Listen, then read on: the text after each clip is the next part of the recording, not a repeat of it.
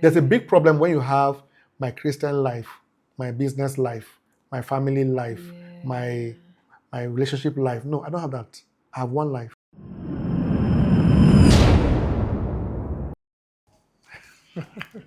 Hi, Christy. Hello. I hear that you're my host today. Yes, I am your host, and I'm super I'm excited. more excited.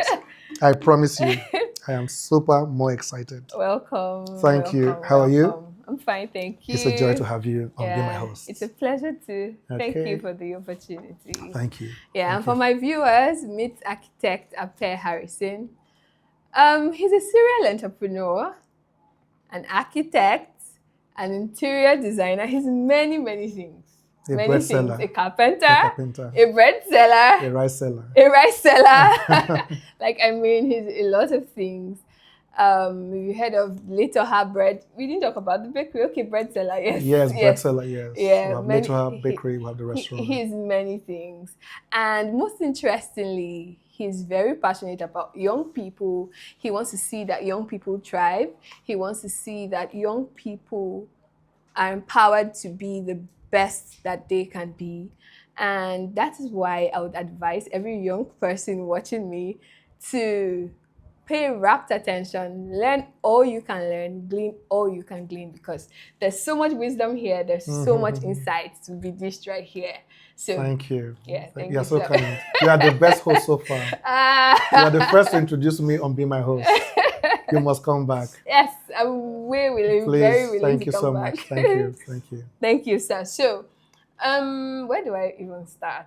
Because there's so much to ask. Anywhere, please. Well, so there are many young Nigerians. I'll be focusing a lot on, because I know you're passionate about young people. You want to empower them. You want to see them grow. So I'll just stick my questions around that area. So for many young Nigerians, with the current state of the economy, a lot of young Nigerians feel confused. Yeah. The average young Nigerian walking the street right now, from say ages 22 after youth service, it is 22, 23 to like 30, sometimes even 35. A lot of young people haven't found their bearing. There's so much inflation right now, for example. Recently, I heard that the cost of renting a self-con has skyrocketed to about ₦1 million just to stay. True. Just to stay in one small space. And for the Ajabas who don't know self-con, it's just basically a small room with a tiny kitchen, or what looks like a kitchen, and then a small space that looks like a bathroom. So that's alarming. Like, it's really alarming. ₦1 million just to pay for the house. And you still have to sleep on the bed. You will still eat in that house. There's a lot. If you're driving a car, you have to fuel it. So a lot of young people feel stuck right now. So I would want you to throw some light on your career journey, because it just feels like a lot of people haven't found their place, right? They haven't found their place. Throw some light. Tell us a bit about your career journey, how you found your place, and how you have grown into what you are today. Like, I've known you for some time, and I've seen you start this business, and God has been faithful. God is faithful. Yes. So thank you. So I think that my career journey began from school days. My passion to be more than a student began from while I was a student. And that is, that resides in the desire to be more. Yeah. I have always believed that we are designed to be more. And I'm not saying have more money, have more businesses, or be bigger than your friend. I'm just saying be more of who you are, because we are designed by default to be more. Yeah. You are a sister, you are a daughter, you are a cousin, you are a niece, all in one person, and you are that every single day. So by default, we are made to be more. And from when I was in school, I've always devoted myself to being more. I was a student, I was presiding over a fellowship, I was doing some side hustle, selling Q&A books that was made at the time by my brother-in-law. And, I was just trying to be more. So when I got out of school and came into the market space, while I was waiting to do my master's in architecture, I came to Abuja and I began to hustle again, in trying to be more. So I was an apprentice on someone's site. Architect Pius, he trained me doing site work. And then at the same time too, I began to sell laptops. So it's just a devotion to being more. Wow. And I would say that you don't have to be the biggest, but don't live in isolation. You don't have to be the richest, but don't live in poverty.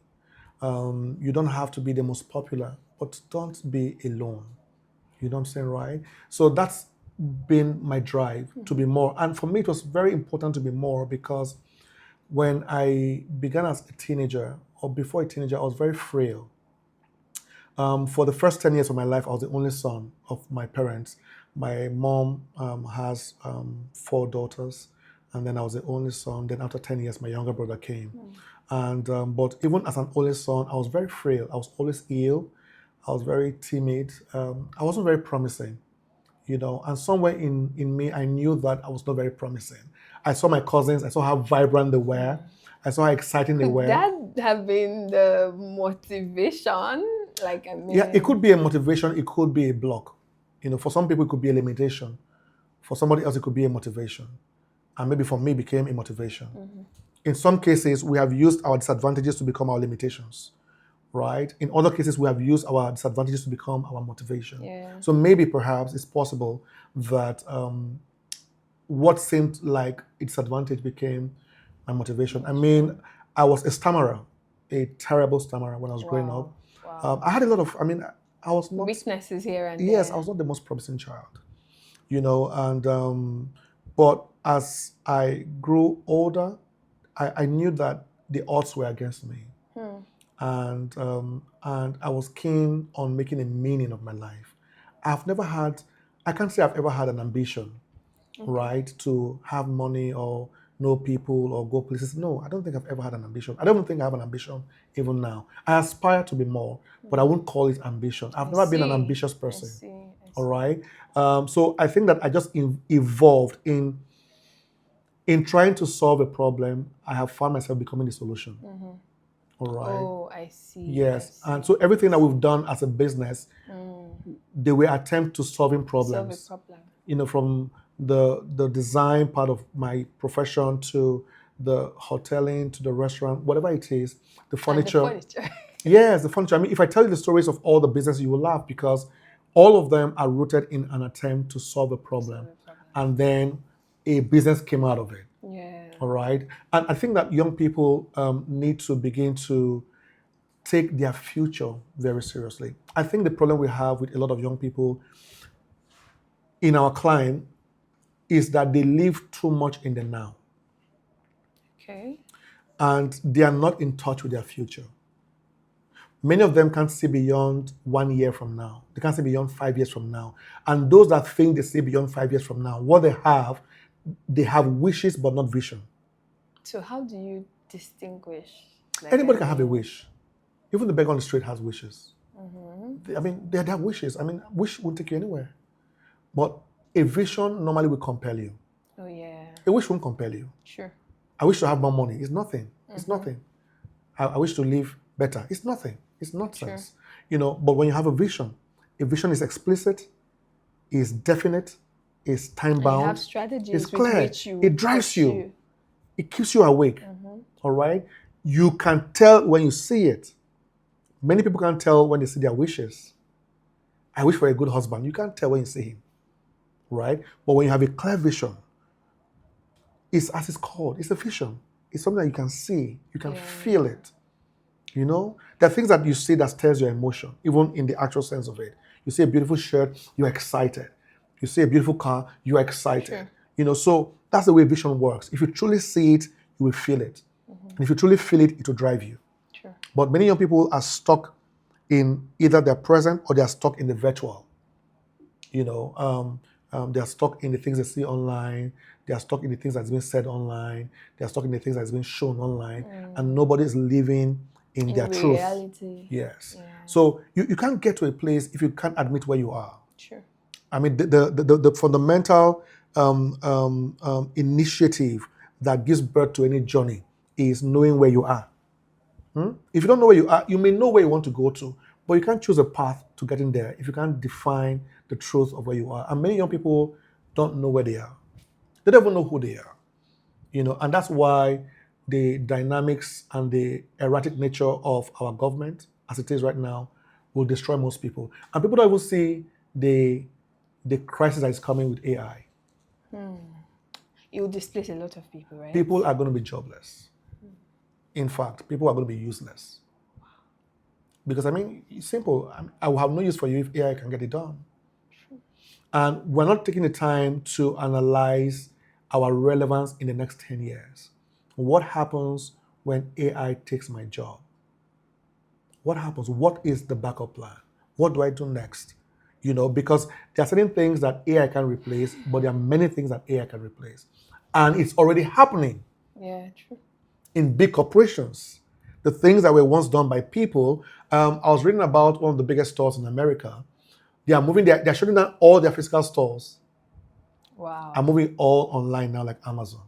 Wow. So imagine the thousands of people that will lose their job. Sure. And it's coming here. It's coming to Africa. A point is going to come that, even what we're doing now, right on this set, can be done by AI. Yeah. So what happens? Yeah. What happens to your relevance there? I saw something like an app recently. This stage that we have here, the app can actually make it. AI, Oh, yes. yeah, Oh, yes. It can just make it. Oh, yes. And that's the same thing we need to look at when we think about education. Yeah. Because everything that education provides, AI can give you in 2 hours. In 2 hours.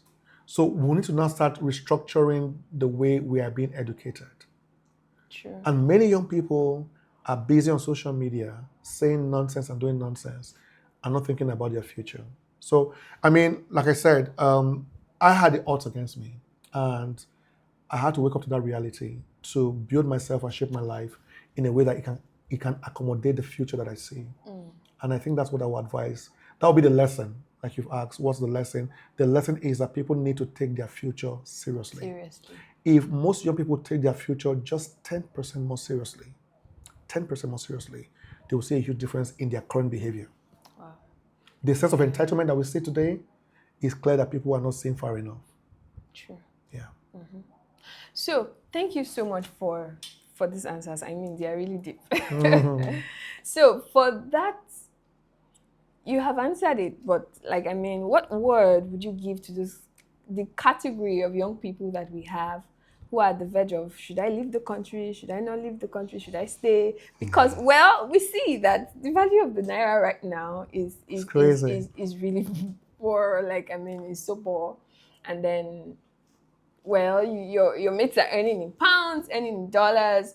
You just feel like the economy over there is actually better. Like, we can see it's better. And I also figure that a lot of people are living not necessarily for themselves. Some people have established jobs and businesses here. Some people are considering, the future of my children. I don't want them to be raised in this economy, right? So what would you say to that young Nigerian who is just in between, who is like, should I leave? Should I stay? Should I leave? Should I stay? So I would argue a little bit that I do not completely agree that the economy over there is better. Okay. I will argue that a little bit. I may be wrong, but I would say that the system over there is better, but maybe not the economy. Okay. Maybe the operational system of their government may be better. But when you say economics, so I could say that the economics over there is more predictable. Okay. But not necessarily better. And I'll tell you why. Let me just explain why. My perception is that where there are more problems, there are more prospects. That's my perception. For clear reasons. Yes, I have a book called Problem Power. Yeah. So it means that, I love problems. So I believe truly that where there are more problems, there are more prospects. Where there are more problems, there are more gaps. Yeah. And where there are gaps, there are opportunities. Right? We have more problems in Africa than they have over there. So if we're talking about opportunities for greatness, for wealth, for growth, for relevance, is greater in Africa. However, the system they have is more predictable. right? Yeah. So when you travel out of the country to any of those countries, you think that I can predict my outcome in the next 5 years because the system True. is True. predictable. If I do this and do that, I'll I'm get quite that. sure that I will get that. In Africa or in Nigeria, the system is very unpredictable. Somebody can wake up one morning and change policies and change national anthem and change anything, right? And then your whole world spins around. Yeah. So the system here is not very predictable. However, the economic structure of Africa and Nigeria has the potential for growth, in my opinion, greater and better than in the West. Because the problems here are very tangible, very approachable, very feelable, all right, very solvable. Sure. But there are many narratives in our culture, in our government system that fights growth. I agree with that. So, to your question, what do I say to the people who are relocating out of Nigeria? I mean, it's your call. If you really think that you can achieve your goals and your dreams outside Nigeria, you should go. You should go. Okay. Not because you have better chances there, but you have more predictable chances there. Yeah. There are people who are there that are truly suffering. True. Right? Because when you leave Nigeria, you are not used to paying water bills. You get there, you're not paying water bills, gas bills, and all manner of bills, mortgages, and all kinds of stuff. And many times you are now having to deal with very high tax rates, and you have almost nothing to keep. Many of them are in the US or in the UK or in Canada for 10, 20 years, and they can't show you anything they can come home with. And many of them have refused to come back home only because they have nothing to come back with. Right? Other people are doing very well over there. Yeah. In the same way, people are doing very well in Nigeria or in Africa. So if you think that traveling abroad is for you, you should go. Now, I've also seen people who try to get out of the country using, school and stuff like that, and then they make their folks or their caregivers or their guardians spend 20 million, 30 million for school. And I ask myself, if I had a father who could give me 20 million to go to school in the UK, and then I use that to relocate, if you give me that 20 million to invest here in the business, the me that I know, in 5 years, I'll probably be buying a school. Oh my God. You see what I'm saying? Yeah. So if you give me that 20 million or 30 million that you used to pay my school for just 18 months, which is going to be maybe like $18,000 or 20,000 pounds, that's about 40 million naira. If you give me that 40 million naira to start a business here, just give me 5 years. Wow. Give me 5 years. Wow. You know what I'm saying? Wow. So if you think that way, I'd rather take the 20 million, begin a business. In 5 years' time, I will take myself to Harvard and build my father a house. All right? So there's nothing wrong with traveling. Yeah. Okay? There's nothing wrong with relocating. But I think that people need to understand that there are peculiar struggles in Nigeria as much as there are peculiar struggles anywhere in the world. Yeah, true. Anywhere in the world. There are many things that negate growth as well abroad. There are other things that border on moral standards when you leave this country. And for children For children especially. Do you understand? I don't want to highlight them here, but there are many things that border on moral standards for the future of our kids. And can you deal with all that compromise because you want a predictable life? If it's for you, yes, you should go. But I know a lot of people have been there, and in less than 1 year, their children have flipped before their very eyes, and they're not trying to rush back home. So if you're going to go there, you need to go there with very clear intentions of how you want to live your life. So I'm not against people relocating, but I don't think they have a better economy than us. I think they have a more predictable economy than we do, but there are many opportunities here. And the opportunities we have here is what forms the economics of our nation. So you can actually grow exponentially if you know what problems to solve in Africa. If you know what problems to solve, that sticks. Thank you, sir. Yes. Thank you. So that leads us, you said a few things here that will lead on to our next question, which I'm very curious to, listen to what you would say. You spoke about, if you had a dad who would give you as much as 20 million naira, instead of traveling, you would take it, do something with it, and in 5 years, so that's what I want to hear. Yeah. So, a number of young people, like, I mean, a lot of young people, start earning. We start earning. Some people start earning from like 50K, 40K, 100K, 150K salary, 200K. Well, the money starts coming in, right? But I feel like starting to earn the money is only a portion of the many other problems, many other money problems. So I have seen that it's not enough to start earning the money. What are the practical ways to multiply this money and sort of sustain it so that, I mean, you're paid today, you spend it in 1 week, and then you're broke again. You're paid next month, you spend it again, you're broke again. Like, a lot of people have that narrative, right? Yeah. So, what would you say to people who are, okay, what do I do next? How do I make my money grow? How do I multiply my money? Some people are trying to save, but even after saving, they don't know what next to do with the money, or they put it in one scheme that in the next 3 months the money is gone and they're back to zero. Yeah, I agree with you. Yeah, so I think that, I mean, the first thing is what you've just said, to to to strive to multiply, to manage and multiply what is available. Yeah. So in one of the teachers we did how to keep, how to grow. And many times we are stuck with how to get, but nobody's teaching us how to keep what we get and how to grow what we keep. Did you get that? Yeah. So we are trained on how to get, but nobody's telling us how to keep what we get or how to grow what we keep. So keeping what you get and growing what you keep it borders around managing what you have and multiplying what you have. And the real gap, in my opinion, is people's blindness to what they have. So many years ago, I was invited to Benin, and I had the honor to teach at Bishop Feb Idahosa's church, the son of Archbishop Idahosa. And I remember that message so well, like yesterday. I taught on what you have is enough. What you have is enough. And we live in a generation that focuses on what we don't have. Everybody, for some reason, would rather put all the attention on what they don't have. When Moses was going to be sent on a very vital mission, there was a very simple recommendation. God said, what do you have in your hand?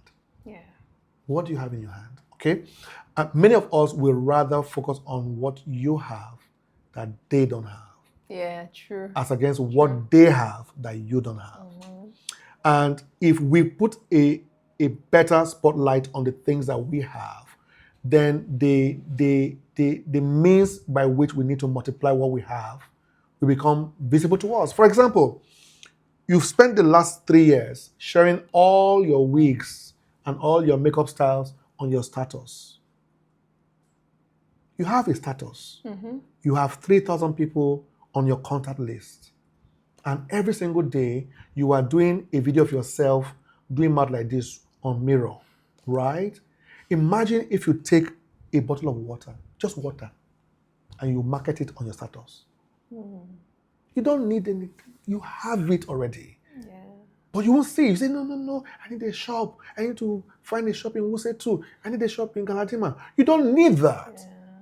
The place where you have been putting all your wig pictures, the way they're saying, you have such lovely wigs. You have such lovely wigs. How do you even pick these your wigs? Where do you buy them from? They are telling you that you can sell wigs. True. So true.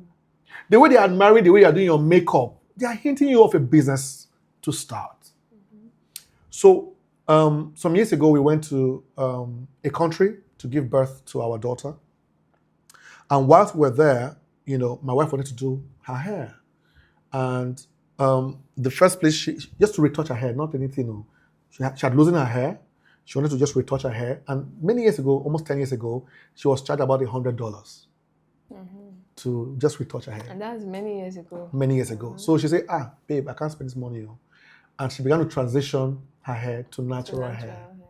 She came back to Nigeria, and because she wanted to take very good care of her hair, began to watch videos and do stuff, about her hair. And then every time I come downstairs, I'll see her on the phone, watching videos. I said, babe, this thing you are doing is a business. This natural hair thing, he said, business, let's open salon for you now. He said, no, babe, no. You know, but from a joke, it became serious. Yeah. And today we now have the Jasmine Harrison brand. Yeah. You see that now? So what she was willing to just do from a need, from a drive, from compulsion, from a place she traveled to, now became a business because she became good at it. And it was a need that many other people had. Do you see now? And in less than how many years, she's become one of the biggest names in Abuja for natural hair. Yeah. So many things that we are taking for granted can be tools that will be used to multiply what we have. So in essence, what I'm taking from what you are saying is that everyone should look inward, right? Yes. Look inward. Re-examine what you have. Re-examine what you have. Your father has empty land plenty in the village. And cassava does so well. Why won't you go and farm Start a cassava? farm. Start a farm. Farm cassava. Do something, right? There are many things that we want. We desire. We already have them. We just don't know how to engage them. We don't know how to spot them. We don't know how to see them.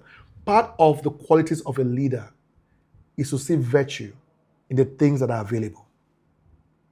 That's the key quality of every leader, to see virtue in what is available. Otherwise, you will end up abusing every virtue that you have within the things that are available.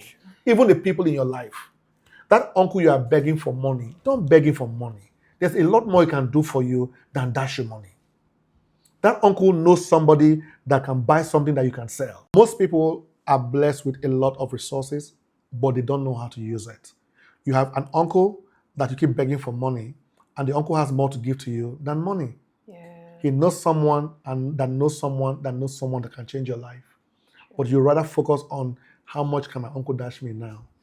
You have workers in your office. Every day they're looking for where to eat. Every single day. They are taking like 40 minutes to find where to eat.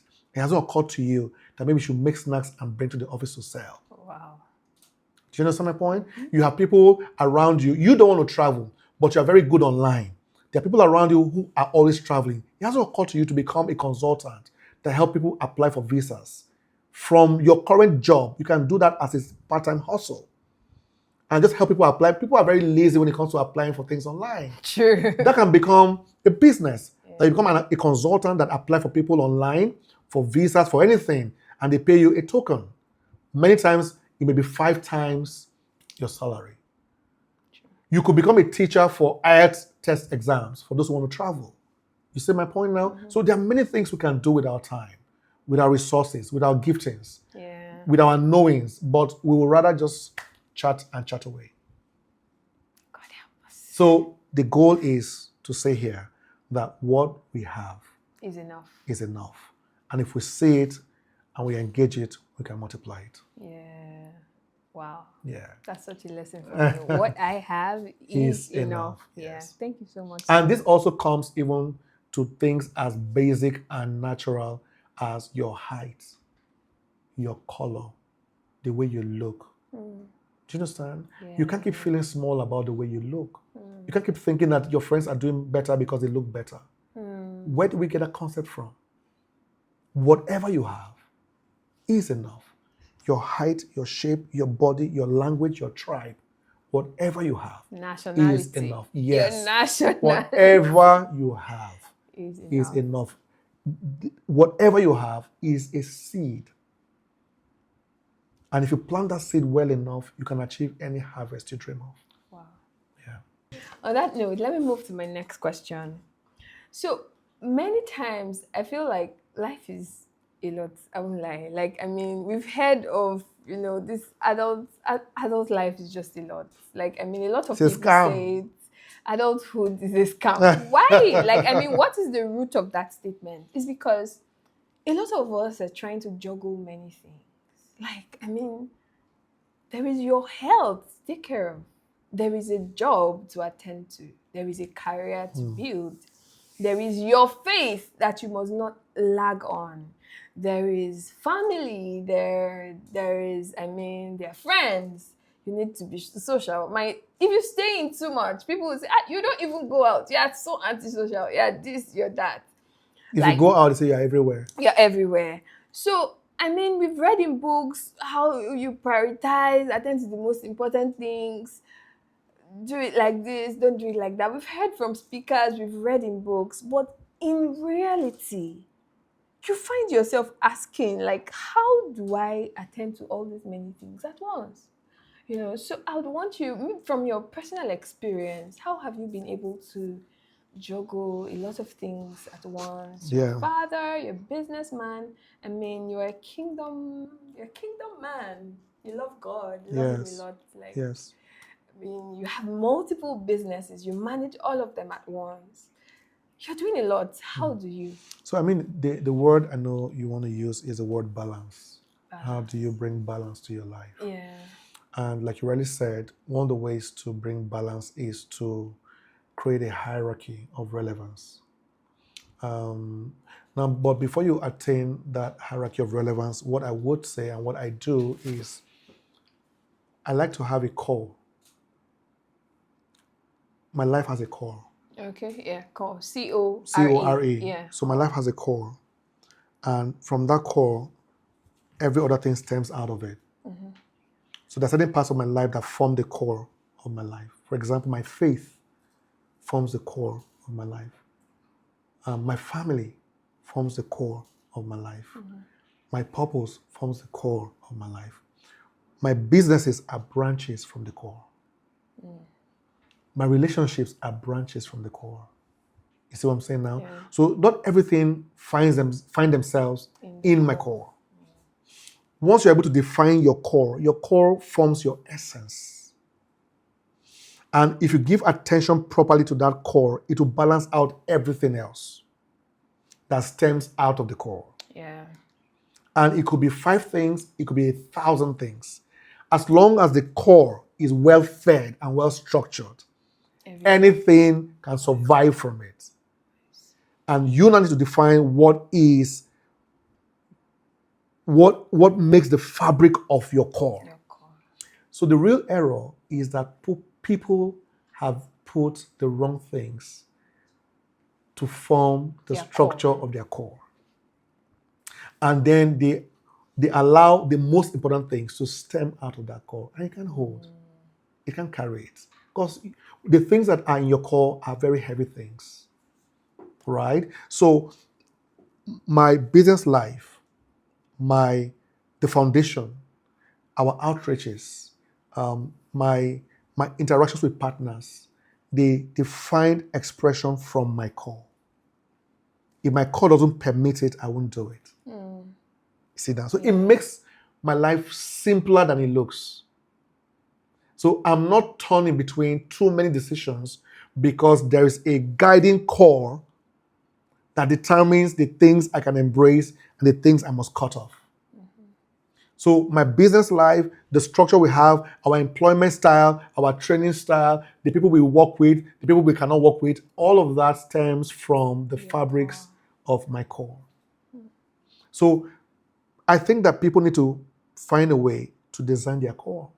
So when you buy a private jet, I'm not moved because I know my core, I'm happy.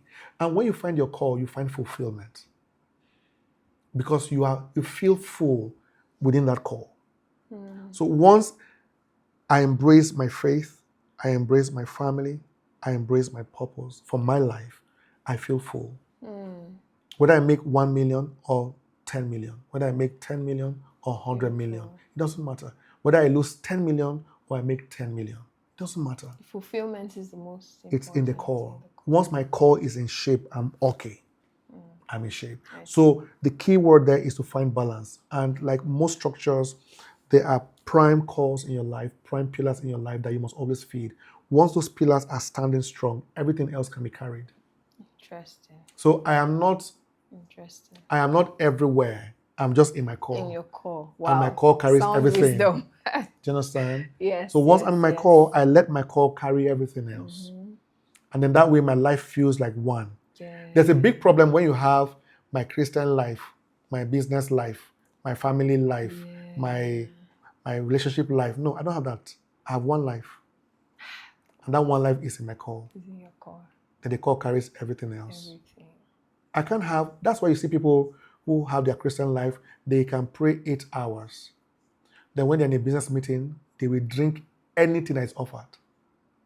In the name of business. It's a corporate meeting. So, my business life is very different from my spiritual life. Yeah. So when I'm, doing my spiritual life, I am very consecrated. I live in a very certain way. But, when you're in the business life, you have to bend some rules. You're trying to separate them. Yeah. You see, I'm not a womanizer, but when you're among some people, you have to just, open your heart. No. Just find your call. Yeah. And you live one life. So I have one life. Whether I'm in business, is one life. If I'm in the church, is one life. Yeah. If I'm there as a husband, is one life. As a father, is one life. And it's found in my call. In your call. And that call takes everything else. So define your core. Yes. Summary. Thank you, sir. Yes. That's so much wisdom. Thank you, sir. I think one more question. Yeah, one more question. Okay. So I've watched you for a while, and I see that you have a lot of quality relationships in your life, like quite a number of them. If you know him, you know what I'm talking about. So I don't need to start to specify, oh, you have this person in your life or you have that person in your life. You have a lot of quality relationships. It would be good to know, to help young people out there know the importance of having relationships, and relationships that are of good quality, and what the essence of having quality relationships would be, So we are not absolute beings. We are relative beings. Mm-hmm. In fact, we are so relative that we are absolutely relative. Should I say it again? We are not absolute beings. We are relative beings. Mm-hmm. By nature, we are relative. That's why when you came through somebody. Yeah. You see? Yes. Oh, yeah, get it now. I just enter. I just got so you are designed in a way that you can never claim to be absolute. Yeah. And it began from your birth. Mm-hmm. God ensured that in case you will ever have an excuse to say, I don't need anybody in my life, He made sure that from the way you came, He took somebody to come. Yeah, you needed your dad. Yeah, true. All right. So the moment you arrived, you were connected to at least two people. Directly and indirectly to many more, because your dad and your mom have their own individual connections. So you have the grandfather, grandmother, grand aunt, grand uncle. So by default, we are relative beings. So relationship is required for our survival. True. And that's why I believe that no success can be achieved in isolation. Everything that you must become, you will become in connection with someone else. And that's very powerful to think about.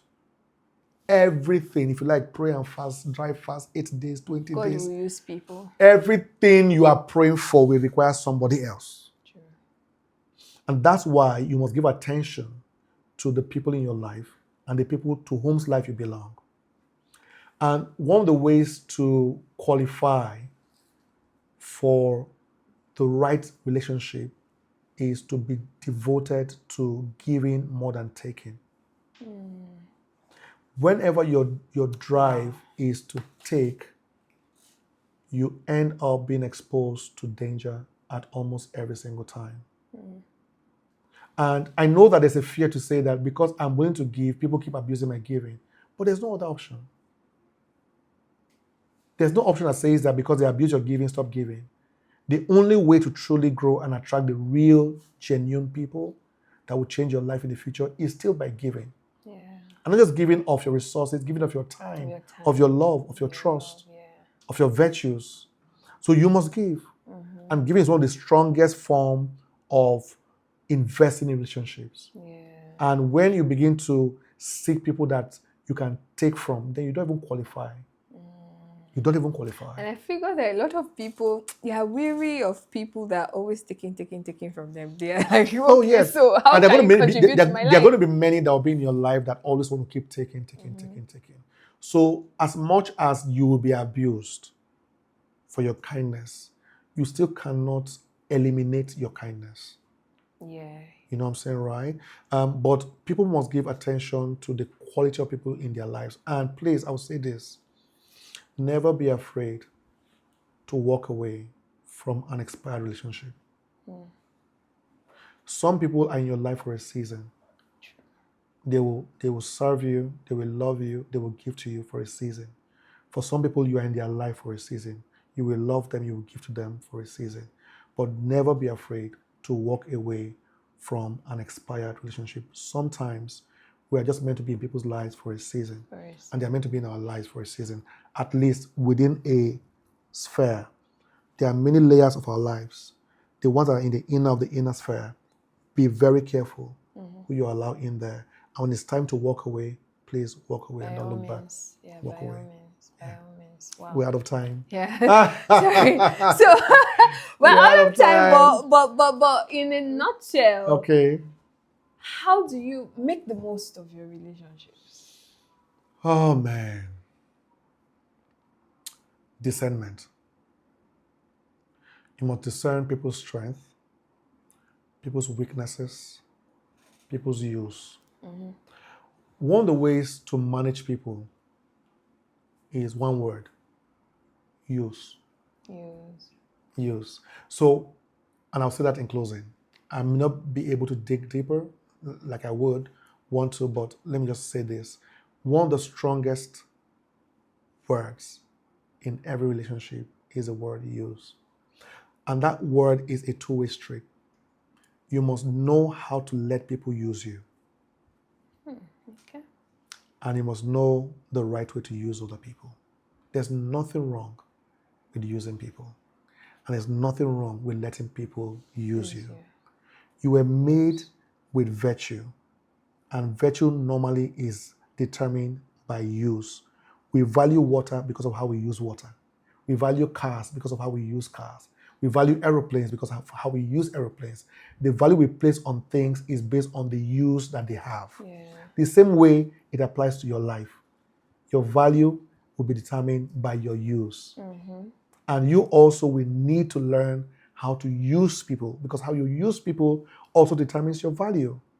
If you are known for misusing and abusing people, your value will deplete. Yeah, true.